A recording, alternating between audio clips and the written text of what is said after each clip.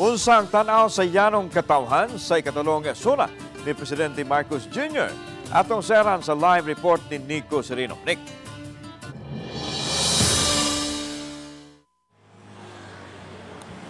Yes, Lan, atol sa pagbatbat ni State of the Nation address ni Presidente Ferdinand Bongbong Marcos at usab pakisayran lan kung interesado pa bang maminaw niini ang mga Sugbuanon.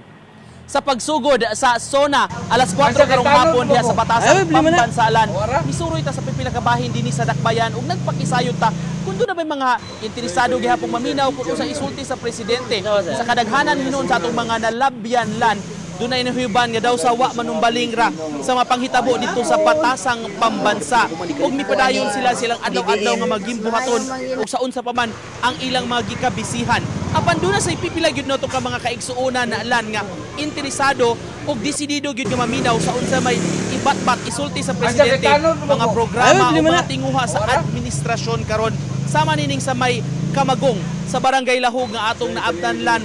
Pipila ka mga balay nga naminaw nagtan-aw gyud sa live coverage nining SONA sa presidente.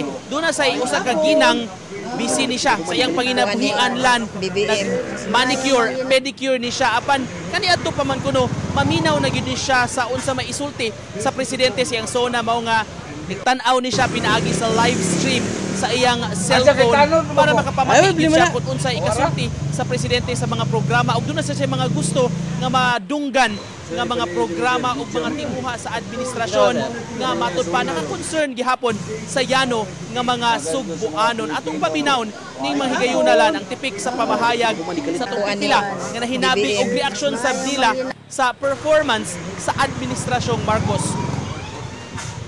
Usa na yun ang kanang precious bugas mo us. Mao gyud na importante. Mao gyud ang labing importante unya mga sweldo sa mga tao nga mosaka.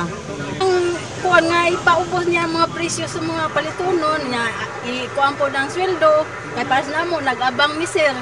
Nami na ni kuan ako kay teacher man akong anak nagkuan ko pila increase pila ilang man kuan para gawa sana 20 kilos nga bugas kanang murag nagaliso naman yun inoon karon. Mao gyud na. Murag crisis ano?